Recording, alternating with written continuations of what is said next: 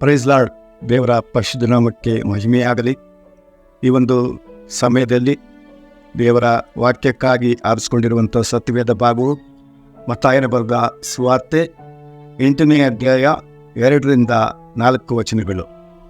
ಮತ್ತಾಯನ ಬರೆದಂಥ ಸುವಾರ್ತೆ 8ನೇ ಅಧ್ಯಾಯ 2-4 ವಚನಗಳು. ಒಬ್ಬ ಕುಷ್ಠರೋಗಿಯು ಯೇಸುವಿನ ಬಳಿಗೆ ಬಂದು ಆತನಿಗೆ ಅಟ್ಟಾಪಿದ್ದು, ಸ್ವಾಮಿ, ನಿನಗೆ ಮನಸ್ಸಿದ್ದರೆ ನನ್ನನ್ನು ಶುದ್ಧ ಮಾಡಬಲ್ಲೆ ಅಂದನು.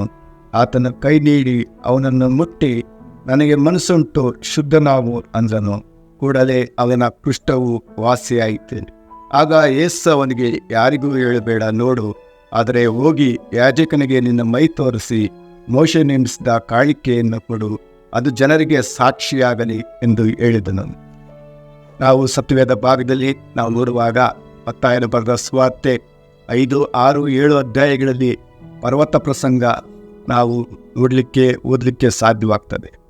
ಪರ್ವತ ಪ್ರಸಂಗ ಮಾಡಿದ ನಂತರ ಜನ ಸಮೂಹವು ಆತನನ್ನು ಹಿಂಬಾಲಿಸುವಾಗ ಅಲ್ಲಿ ನಾವು ನೋಡುತ್ತೇವೆ, ಒಬ್ಬ ಕುಷ್ಠರೋಗಿಯು ಯೇಸುವಿನ ಬಳಿಗೆ ಬಂದು ಆತನಿಗೆ ಅಡ್ಡ ಬಿದ್ದು, ಸ್ವಾಮಿ, ನಿನಗೆ ಮನಸ್ಸಿದ್ದರೆ ನನ್ನನ್ನು ಶುದ್ಧಿ ಮಾಡಬಲ್ಲೆ ಅಂದನು.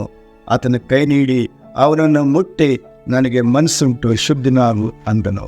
ಇಲ್ಲಿ ನಾವು ನೋಡುವಾಗ ಒಬ್ಬ ಕುಷ್ಠರೋಗಿಯು ನಾವು ನೋಡಲಿಕ್ಕೆ ಸಾಧ್ಯವಾಗ್ತದೆ.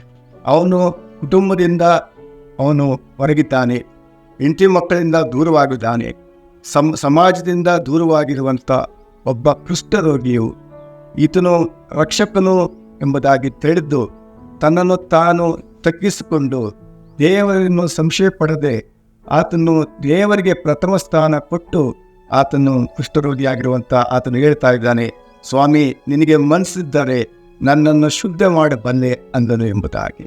ಇಲ್ಲಿ ನಾವು ನೋಡುವಾಗ ದೇವರು ಹೇಳ್ತಾ ಇದ್ದಾನೆ, ನನಗೆ ಮನಸ್ಸುಂಟು, ಶುದ್ಧನಾಗು ಎಂಬುದಾಗಿ ಹೇಳಿರುವುದನ್ನು ನಾವು ನೋಡ್ತೇವೆ. ನಾವು ಬೈಬಲ್ನಲ್ಲಿ 5, 6 ಮತ್ತಾಯನ ಬರೆದ ಸುವಾರ್ತೆ 5, 6, 7 ಅಧ್ಯಾಯಗಳಲ್ಲಿ ಆತನು ಬೋಧಿಸಿದ ಹಾಗೆ ಆತನು ಕಾರ್ಯಗಳನ್ನು ಮಾಡಿದ್ದ. ಇಲ್ಲಿ ನಾವು ನೋಡುವಾಗ 8ನೇ ಅಧ್ಯಾಯ 9ನೇ ಅಧ್ಯಾಯದಲ್ಲಿ ನಾವು ನೋಡುವಾಗ 12 ಅದ್ಭುತ ಕಾರ್ಯಗಳನ್ನು ದೇವರು ಮಾಡಿದ್ದನ್ನು ನಾವು ಕಂಡುಕೊಳ್ಳಲಿಕ್ಕೆ ಸಾಧ್ಯವಾಗುತ್ತದೆ ಪ್ರಿಯರೇ.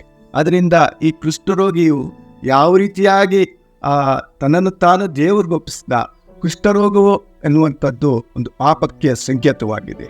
ಆ ಪಾಪಕ್ಕೆ ಸಂಕೇತವಾಗಿರುವಂಥ ಆತನು ತಿಳಿದು ಆತನ ದೇವರ ಬಳಿ ಬಂದು ದೇವರ ಸನ್ನಿಧಾನದಲ್ಲಿ, ದೇವರೇ, ಅಪ್ಪ, ನೀನು ಲೋಕದ ರಕ್ಷಕನು, ದೇವರೇ, ನನ್ನನ್ನು ಸ್ವಾಮಿ, ನಿನಗೆ ಮನಸ್ಸಿದ್ದರೆ ನಾನು ಶುದ್ಧಿ ಮಾಡಂತ ಹೇಳುವಾಗ ಸ್ವಾಮಿ ಅವನ ಮೇಲೆ ಕನಿಕರ ತೋರಿಸಿದ.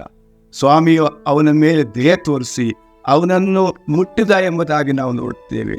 ಆತನು ಜೀವ ಸ್ವರೂಪನಾದಂಥ ದೇವರು, ಪರಿಶುದ್ಧನಾದಂಥ ದೇವರು ಒಬ್ಬ ಅಶುದ್ಧನನ್ನು ಇಲ್ಲಿ ನಾವು ನೋಡ್ತೇವೆ ಅವನನ್ನು ಮುಟ್ಟುವಂಥದ್ದನ್ನು ನಾವು ನೋಡಲಿಕ್ಕೆ ಸಾಧ್ಯವಾಗ್ತದೆ ಬೇರೆ. ಅದರಿಂದ ಲೋಕದ ಜೀವನದಲ್ಲಿ ಇರುವಂಥ ನಾವುಗಳು ದೇವರ ಸನ್ನಿಧಾನದಲ್ಲಿ ನಾವು ಜೀವಿಸುವಾಗ ನಾವು ದೇವರ ಸನ್ನಿಧಾನದಲ್ಲಿ, ದೇವರೇ, ನಾನು ಪಾಪಿ ಸ್ವಾಮಿ, ದೇವರೇ, ನನ್ನನ್ನು ಮುಟ್ಟಪ್ಪ ಎಂಬುದಾಗಿ ಪಶ್ಚಾತ್ತಾಪದಿಂದ ದೇವರ ಬಳಿ ಬಂದು, ದೇವರೇ, ನೀನೇ ನನಗೆ ಸರ್ವಸ್ವ, ದೇವರೇ, ನೀನೇ ನನಗೆ ಸ್ವಾಮಿ, ಅಪ್ಪ, ದೇವರೇ ಸ್ವಾಮಿ, ನನ್ನನ್ನು ರಕ್ಷಣೆಗೆ ನಡೆಸುವಂಥ ದೇವರು, ನನ್ನನ್ನು ಕಾಪಾಡುವಂಥ ದೇವರು ಎಂಬುದಾಗಿ ಯಾರು ತನ್ನನ್ನೇ ತಾನು ತಗ್ಗಿಸಿಕೊಳ್ಳುತ್ತಾರೋ, ಯಾರು ತನ್ನನ್ನು ತಾನು ದೇವರಿಗೆ ಒಪ್ಪಿಸ್ತಾರೋ ಅವರ ಪಾಪಗಳು, ಅವರ ಎಷ್ಟೇ ಕೆಡುಕಾಗಿದ್ದಾರೋ ಆ ಪಾಪಗಳನ್ನು ತೊಳೆದು ಶುದ್ಧಿಪಡಿಸಿ ನಮ್ಮನ್ನು ತನ್ನ ಮಕ್ಕಳಾಗಿ ಆತನು ಸೇರಿಸಿಕೊಳ್ಳುತ್ತಾನೆಂಬುದಾಗಿ ಈ ಭಾಗದಲ್ಲಿ ನಾವು ಕಂಡುಕೊಳ್ಳಲಿಕ್ಕೆ ಸಾಧ್ಯವಾಗ್ತಂತೆ. ಅದರಿಂದ ಇವತ್ತು ನಾವು ದೇವರ ಸನ್ನಿಧಾನದಲ್ಲಿ ನಮ್ಮನ್ನೇ ನಾವು ಒಪ್ಪಿಸಿಕೊಳ್ಳೋಣ. ದೇವರೇ ಸ್ವಾಮಿ, ನನ್ನನ್ನು ಸ್ವಾಮಿ ನೀನು ಸ್ವೀಕಾರ ಮಾಡಪ್ಪ, ದೇವರೇ, ನನ್ನ ಬಲಹೀನತೆಗಳನ್ನು ದೂರ ಮಾಡು, ನನ್ನ ಪಾಪಗಳನ್ನು ನೀನು ತೊಳೆಯಪ್ಪ, ದೇವರಿಗೆ ನಿನ್ನ ಸನ್ನಿಧಾನದಲ್ಲಿ ತಗ್ಗಿಸ್ಕೊಂಡು ನಿನ್ನ ಸನ್ನಿಧಾನದಲ್ಲಿ ಒಪ್ಪಿಸಿಕತ್ತನೆ, ನಿನ್ನ ಮಗನಾಗಿ ನಾನು ಜೀವಿಸ್ತೇನೆ, ನಿನ್ನ ಮಗಳಾಗಿ ಜೀವಿಸ್ತೇನೆ ಎಂಬುದಾಗಿ ಒಪ್ಪಿಸಿ ದೇವರ ಸನ್ನಿಧಾನದಲ್ಲಿ ಪಶ್ಚಾತ್ತಾಪದಿಂದ ನಾವು ದೇವರನ್ನು ನಾವು ಮಹಿಮೆ ಪಡಿಸೋಣ, ದೇವರನ್ನೇ ನಾವು ಕಂಡುಕೊಳ್ಳೋಣ. ದೇವರ ರಕ್ಷಣೆಯಲ್ಲಿ ಜೀವಿಸುವುದಕ್ಕೆ ದೇವರು ನಮಗೆಲ್ಲರಿಗೂ ಸಹಾಯ ನೀಡಲಿ ಎಂಬುದಾಗಿ ಈ ವಾಕ್ಯಗಳ ಮೂಲಕವಾಗಿ ನಾನು ಮುಗಿಸುತ್ತೇನೆ. ಆಮೆನ್.